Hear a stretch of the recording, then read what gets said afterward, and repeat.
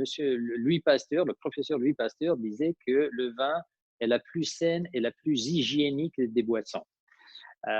Donc voilà, buvons du vin que ça fait du bien, non seulement à l'âme et l'esprit, mais je pense que ça fait du bien aussi au physique, évidemment, avec une consommation modérée.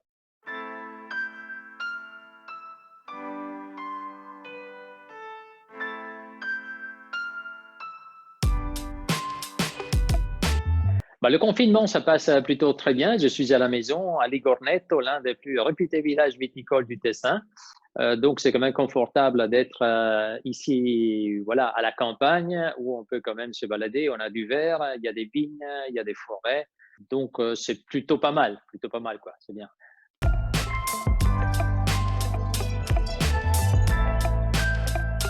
Ah bah le vin, évidemment. L'eau, parce que l'eau, c'est quand même la source de vie. On a besoin de boire beaucoup d'eau. Mais disons que j'ai débouché sans hésitation des jolis flacons qui attendaient depuis un moment. J'avais besoin de retrouver du confort dans ces nectars quand même d'exception, des choses qu'on ne boit pas tous les jours. Voilà, peut-être, j'ai dit, c'est une situation qui n'est pas une situation normale, c'est pas une situation courante, donc on va déboucher des bouteilles qui attendaient une situation pas normale, quoi. Je pense que c'est plutôt ça.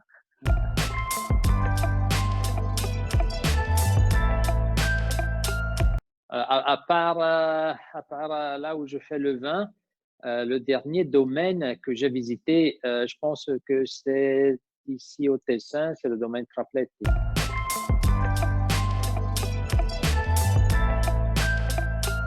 Ce qu'on peut faire depuis la maison avec les réseaux sociaux, oui, bien sûr, parler, ce qu'on est en train de faire, parler et beaucoup du vin. Tout en rappelant que monsieur Louis Pasteur, le professeur Louis Pasteur disait que le vin est la plus saine et la plus hygiénique des boissons. Donc voilà, buvons du vin que ça fait du bien, non seulement à l'âme et l'esprit, mais je pense que ça fait du bien aussi au physique, évidemment, avec une consommation modérée.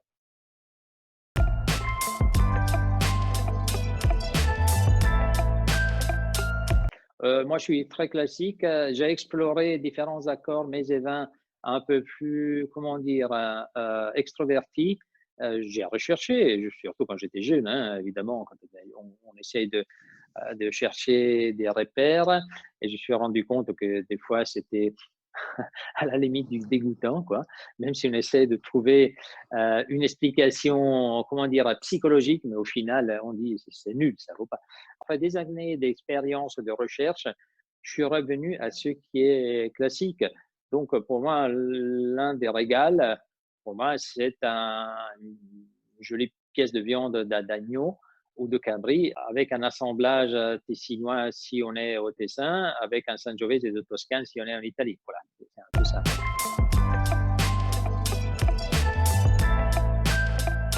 Ben, tant qu'on n'a pas atteint le sommet, on est motivé de l'atteindre. Je pense que c'est comme les alpinistes, hein. Tant qu'ils n'ont pas atteint le sommet qu'ils veulent atteindre, ils sont motivés. Après, une fois qu'ils l'ont atteint, c'est bon, quoi, ils l'ont eu. Et moi, c'est pareil. Et voilà, c'est le fait de vouloir ce titre que moi j'admirais tellement quand j'étais jeune sommelier. Et je disais, mais quand même, c'est extraordinaire. Il y en a un dans le monde tous les 3 ans. Au départ, il y en a un 1500, 2000. Il y en a un seul qui arrive au bout. Et c'est le meilleur du monde. Donc, c'est ça qui m'a motivé à vouloir poursuivre un peu ce chemin, quoi.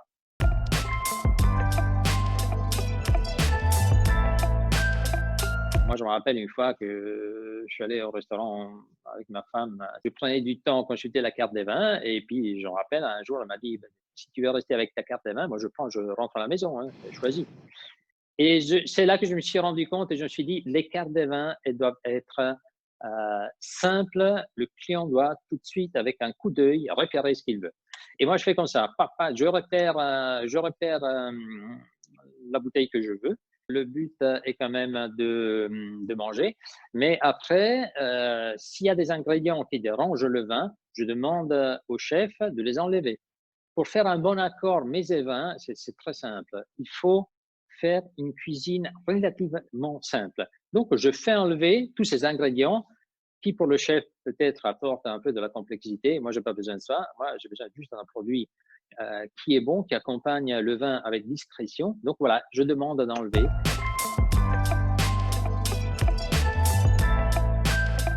Je pense que la restauration après le Covid, elle doit être un peu plus essentielle. Donc, ces élucubrations mentales sur voilà, des complications, que ce soit d'un point de vue œnologique ou du plat, elles doivent terminer. Le client doit être à l'aise, doit être content.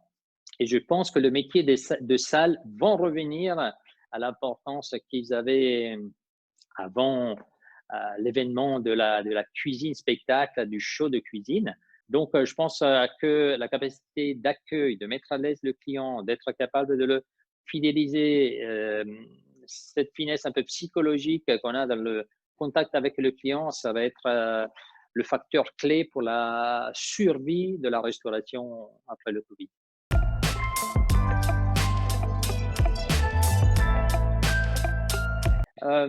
C'est très bien qu'il y ait du monde qui se spécialise sur un produit, c'est très bien, c'est la passion, voilà. Il nous faut des gens qui soient pointus sur un produit. C'est vrai que maintenant, dans l'image collective, on a en tête le sommelier comme le spécialiste du vin et des fois, ça peut un peu dérouter, quoi.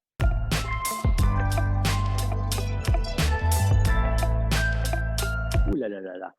Dans le futur déjà, parce que je suis quelqu'un qui qui aime regarder en avant plutôt que regarder en arrière.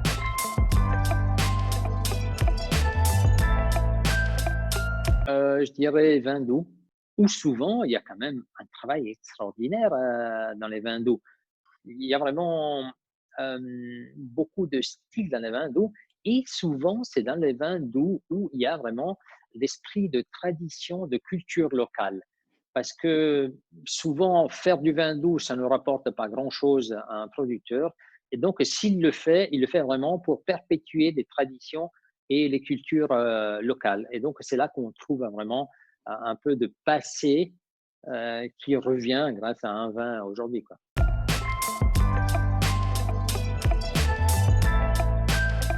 Évidemment, le Tessin, le Tessin.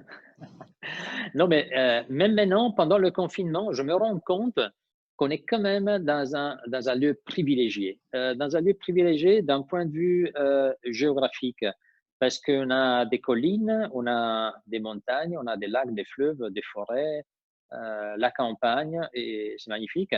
Il faut mettre en avant le Tessin. Il y a quand même des réalités incroyables à découvrir. Après, à part le Tessin, il y a deux autres lieux que j'aime beaucoup, qui sont la Toscane et la Provence. Mais l'un est en Italie et l'autre en France. Ils peuvent pas bénéficier de la précision, l'ordre et la discipline suisse.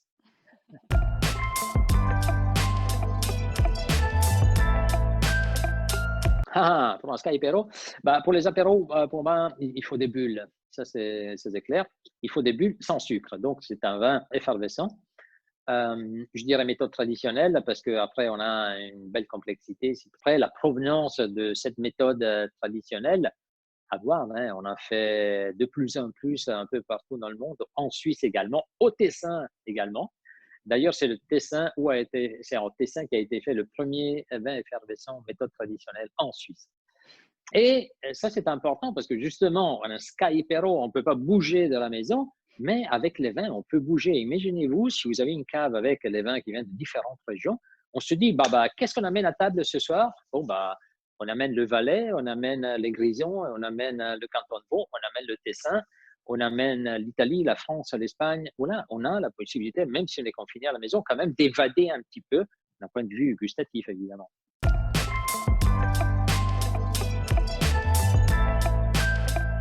Un objet, si le vélo, on peut l'appeler un objet, c'est le vélo, oui. Sinon, je ne sais pas d'autres objets. Après, il y a un autre objet, c'est la valise. La valise, mais ce n'est pas un objet que moi, j'aimerais bien m'en séparer, mais c'est depuis l'âge de 14 ans que je n'arrive pas à me séparer de la valise. Et c'est pour ça que maintenant, j'étais un peu, comment on dit, dérouté, parce que c'était la première fois depuis que j'avais 14 ans que j'étais bloqué à la maison sans pouvoir la bouger.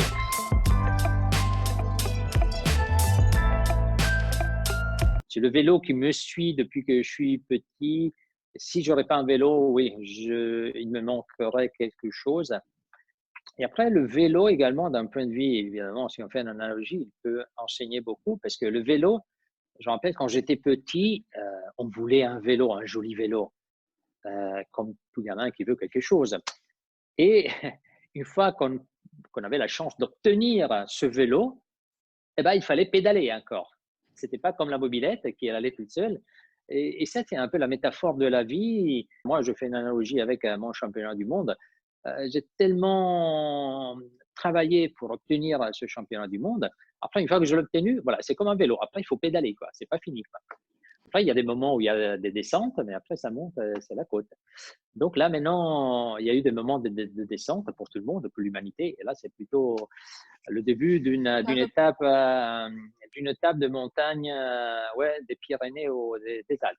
Donc, longue. Et le cyclisme enseigne aussi que c'est un sport individuel, mais quand même d'équipe. Et nous, c'est ce qu'on doit faire maintenant. Évidemment, individuellement, on doit faire chacun notre part, mais on doit travailler comme une équipe.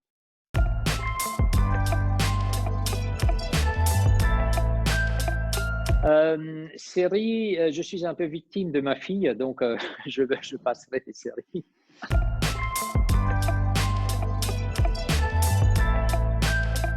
J'ai revu des films intéressants et bon, je suis tombé il y a quelques jours sur un bon millésime avec Russell Crowe qui a été tourné au sud de la France.